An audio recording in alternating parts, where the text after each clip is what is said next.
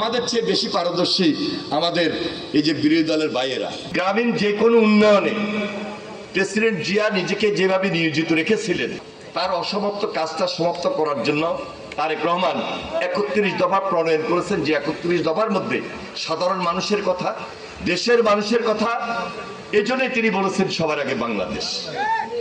আমরা এই কাজগুলোকে অব্যাহত রাখবো, সেখানে সবার সহযোগিতা প্রয়োজন।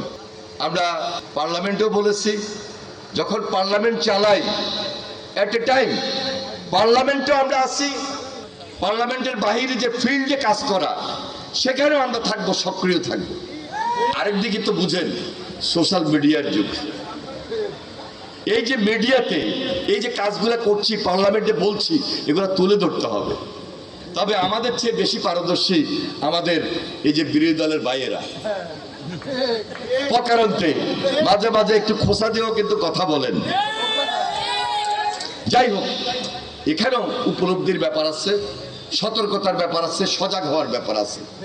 স্বাভাবিক, আমাদের অনেক সময় ভুল ধরিয়ে দেওয়ার চেষ্টা করবেন, আমরা যেন সজাগ থাকি, সবাই মিলে দেশটাকে গড়বো।